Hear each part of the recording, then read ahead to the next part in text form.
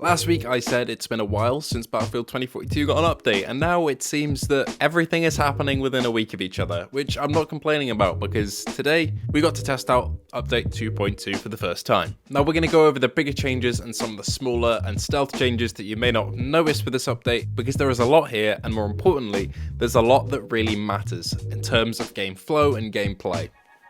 First up, we have Orbital 2.0. Now, I've been very vocal about my opinions on this map because it's my favourite launch map. It's got a special place in my heart because of the beta, but it's actually just my favourite in general. My favourite in terms of art direction, in terms of map design from the OG maps, and I'm glad to say that this rework overhauls everything and perfects it in my eyes, really. It's a much smaller map design, there's less dead space, there's a brand new atmosphere with destroyed tanks, more cover, a more militaristic and war-torn feel. It's just perfect, especially on open objectives and areas such as the main crawlerway, all of the destroyed tanks, the craters, the cover. It's much easier to traverse around the map and get into cover when you need to. Even the new flag on the ridge really helps to break up gameplay and give you more points of interest worth fighting for. Changes to the tunnel are also really appreciated, as this was an underutilized part of the map before because there was no real point in using it. With the new entrances and exits and cover inside, it's actually viable. Also, I'm just coming in here last minute in the edit to say that D1 is a great objective. I saw people in chat talking about how good it was as well, but it's amazing. It reminds me a lot of the Pacific maps in Battlefield 5, the bunkers and the pillboxes in those maps. Great objectives to fight over, and this reminds me exactly of those, which is a really good thing. So overall, this map rework has really impressed me. Now we have 3 new Vault weapons, and I'm going to be going over these more in depth in a future video like I did with update 2.1, but I have unlocked them all, I just haven't had a chance to really try them out as much as I'd like to. But let's get into them. The ACWR is probably my favourite out of the 3 introduced, but if it hasn't been changed at all from Portal, it might be a tad powerful, but we'll see how it lines up against other 2042 weapons. The AKS-74U will be a nice close quarters choice, and we've been missing some wooden looking AKs from the game, so I'm happy that this is in. And the revolver, the Rex, is always nice to have. I'm not that big of a revolver user myself. I tried out the MP44 on launch for quite a while and did enjoy it, but I found other options to be more viable, but I'll test this out and see how it is. Another big change is persistent servers are now in. This is going to make a huge difference, and I'm hoping that I can also make an upcoming video about this more in depth, because the opportunities and the different servers that are going to pop up, it's going to be a completely new space for Portal servers compared to how it was before. So let's get on to some of the smaller changes you might not have noticed. There have been some small UI improvements and fixes, mostly around menus and option menus, but to be honest, you might not notice these. Tracking issues with badges for battle passes and for weapons have been fixed. C5 audio has been improved, although I don't really use C5 too much, so I can't really compare how it used to sound with how it sounds now.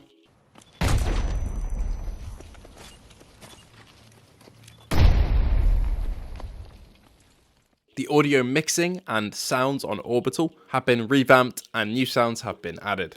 For example, burning vehicles now have a sound to them before they extinguish, whereas they didn't before.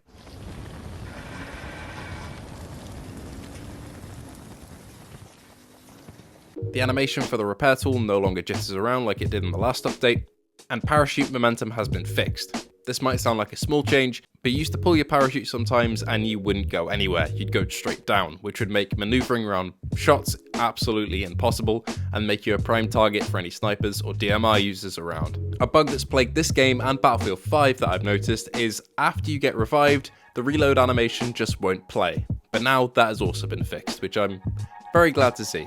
Map layouts for Stranded have been added to Portal. I've been looking for this one for my own little Tarkov mode, waiting for Stranded to be added, and I'm glad to see it's now there. You can no longer surf on drones, which is unfortunate for some, but to be honest, I'm kind of glad to see this one gone because it was a bit of a scuffed strategy. Then again, it's kind of easy to take out a sniper on a drone, but maybe it is better that it's gone. Another small one, or you'd think it was small, but it's actually quite impactful, is that you can no longer spawn on a squad mate that's close to an enemy vehicle. What this means is that you'll no longer be able to spawn on a squad mate and then get instantly vaporized by a tank cannon. If you're playing with a squad that you're not partied up with and you can't communicate with, this will make accidental deaths far less common. Apparently floating terrain and random objects in the sky has been fixed on some maps. I've only ever run into this once, but it was kind of funny, but it's good to see that gone. Characters with items on their back no longer clip through vehicles such as the tuk-tuk. Audibility of stealth helicopters at low altitudes has been increased so you can hear them a lot easier and maybe duck for cover. And there have been various third-person animation fixes for sprinting, reloading, and other animations. One that Vault Weapon users have been asking for a while is M16 underbarrel fixes, and this has come with this update. Grips will now actually apply their modifiers, whereas they didn't before. Another big one is laser overhauls. The effects are a lot more refined now, and they no longer dislodge from their set positions at FOVs higher than 55 and when you're traversal sprinting. The visuals are more polished, and they interact with geometry properly. So it no longer feels silly to run a laser when it isn't bouncing everywhere. And now for stealth changes. So let's get into the ones that players and myself have found. Please bear in mind that this is day one of the update coming out, and there are only so many stealth changes we have found, so some will be found later, and they're all listed on the Battlefield 2042 Reddit, so I'm sure you can find them there. But anyway, there's now an end of round timer. After a round is finished, it will count down and let you know how long you've got in the menu until you return to the menu or return to the next round. Irish's deployable cover can no longer be clipped into walls to find some weird angles with it. And restricted XP servers on Portal have had their colours changed to make it look more recognisable. Now that's it. That's all of the stealth changes I could find, which is kind of sad. This is also combining the stealth changes list on Reddit and from the people over on Discord. But that's it, which tells me that there's less to fix, of course, and also they're getting better at documenting all the fixes they do implement into the game. But speaking of Discord, if you'd like to come and talk to me or anybody else that likes this game, head over to the No Salt Discord. We're growing every day, there's a lot of us over there, we love talking about 2042 and other games as well, so hop on over there and come say hello. Overall, this update is a great one. It revamps one of my favourite maps in the entire game, adds in some new vault weapons, fixes a load of issues, and adds persistent service to Portal, which will be an absolute game changer. But what did you think of this update? Let me know in the comments below, whether you liked it, whether you didn't like it, what maps you'd like to see reworked next. As I said, I'll be covering the Portal weapons in more detail later on, maybe this week, and I'll be covering Portal as it progresses, hopefully next week, so stick around for that, and I hope to see you there.